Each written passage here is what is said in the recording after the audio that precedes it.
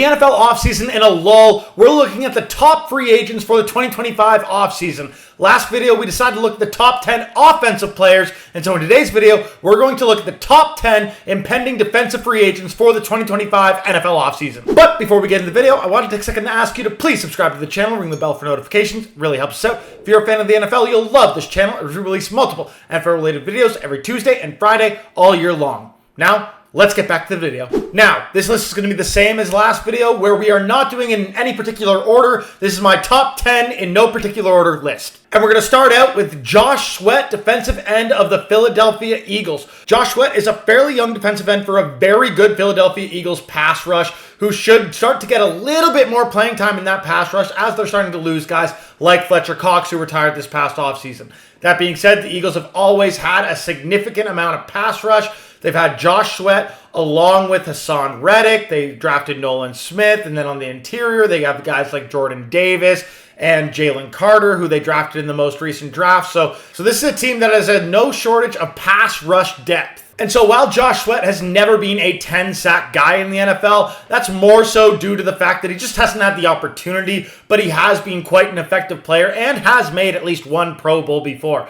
I do think that the Eagles are going to re-sign a guy like Sweat, primarily because they have about $16 million in dead cap on Sweat if they don't re-sign him. A pretty significant figure that I expect them to re-sign him based on their current situation, as well as the fact that they moved on from a guy like Fletcher Cox, as well as Hassan Reddick in this past offseason, giving Josh Sweat much more opportunity to thrive within this defense. As well, the last thing to note, this is different from Montez Sweat, and no, Josh Sweat and Montez Sweat are not related, in spite of the fact that they are both 27 years old and pass rushers in the NFL at this point in time. Our second player is A.J. Terrell, cornerback for the Atlanta Falcons. A.J. Terrell has been a very good cornerback since the second he entered the NFL. Now, the Atlanta Falcons haven't been that good a team, so he hasn't been able to show his stuff much in the playoffs and beyond. But every time you see this guy in the regular season, he's been quite effective as a shutdown corner. Not quite elite, but very, very good. And so I expect the Atlanta Falcons to retain him. The Falcons don't have significant money tied up to a lot of guys,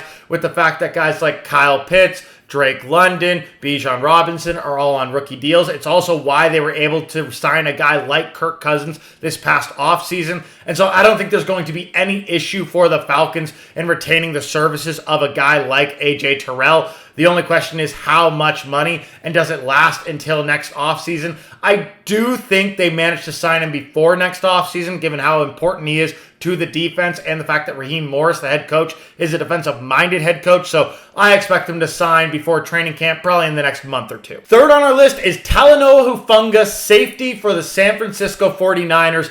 And this is a really tough one. Hufanga was a late-round pick. I believe he was a fifth-round pick a number of years ago by the 49ers and has turned himself into one of the best safeties in the NFL. A big reason why the 49ers are so good is because they managed to find guys like Hufanga, who are absolute steals later on in the draft and become one of the best players in their position, in spite of having very little cap hit, similar to, Brock Purdy. As for if the 49ers keep Hufanga, I don't think it's going to be very easy. They still need to re-sign Brock Purdy, who's going to get paid. They just gave Christian McCaffrey a contract extension, and well-deserved. And they have Hufanga as well as Brandon Ayuk and another guy to come on this list, Charvarius Ward, who are all going to be impending free agents this coming offseason.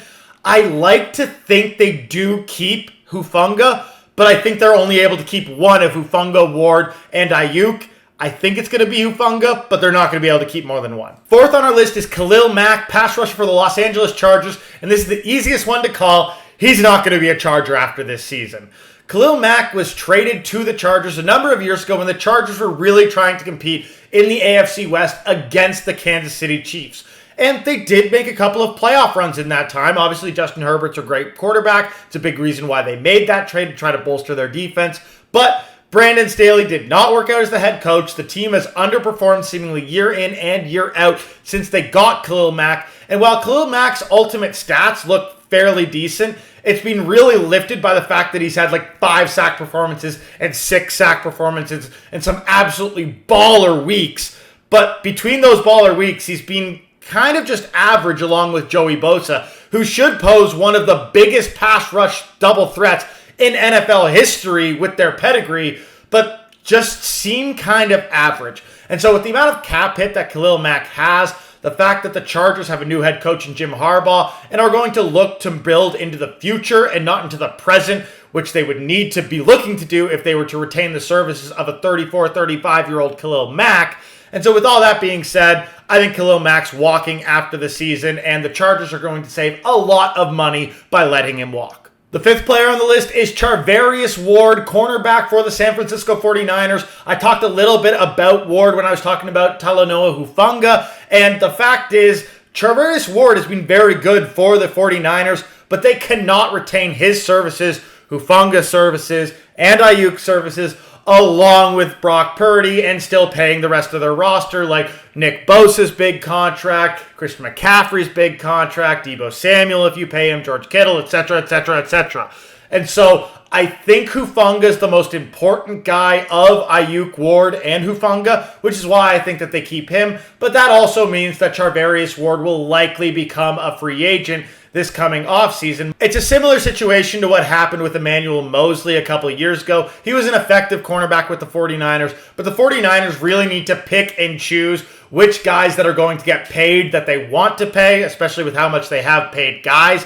And so I think Charvarius Ward does become a casualty of this and ends up signing elsewhere in the 2025 offseason. Next up, we have DeMarcus Lawrence, defensive end for the Dallas Cowboys. And if you've watched the video on the top 10 offensive free agents, you'd know 3 of those players are already from the Cowboys, those being Dak Prescott, CeeDee Lamb, and Zach Martin. The Cowboys have a lot of high-priority free agents coming up in 2025, and I think DeMarcus Lawrence is the most likely casualty of that free agency class. DeMarcus Lawrence has had some very effective seasons for the Dallas Cowboys, has had multiple double-digit sack seasons, and has made the Pro Bowl each of the last 2 seasons, as well as 4 times overall for the Cowboys. But that being said, DeMarcus Lawrence is also a little bit older. He's going to be 33 years old coming up into the 2025 season. They also have a better pass rusher in tow in a guy like Micah Parsons.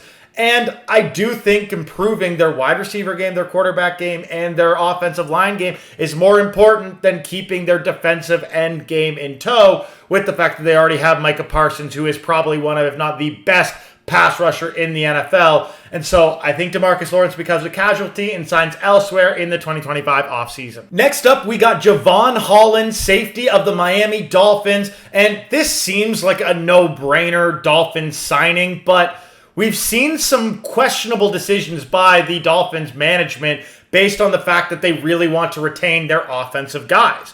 For example, last season we saw Robert Hunt, offensive guard, leaving free agency. Now, that made some sense to me given the fact that he signed a 5-year, $100 million contract.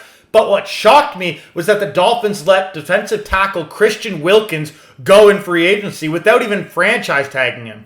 Wilkins was one of the better defensive tackles and one of the better interior defensive linemen in the NFL and seemed like an absolute must-keep for the Dolphins, but they let him walk in order so they would be able to sign guys like Jalen Waddle when he came due, as well as retain the services of guys like Jalen Ramsey, Bradley Chubb, as well as Tyreek Hill, all guys that they spent big money to bring in after their original contracts were done with their previous teams. And so while I like to think Javon Holland makes a lot of sense for the Dolphins to keep, the previous track record tells me that they might not re-sign him. I do think, given the fact that Holland plays a safety position that doesn't pose as big a franchise tag cap hit, that the Dolphins will retain his services, though it likely won't be until the 2025 offseason. They'll allow this season to play out, and then they'll franchise tag him if they're unable to come to a good contract with him at the start of the 2025 season.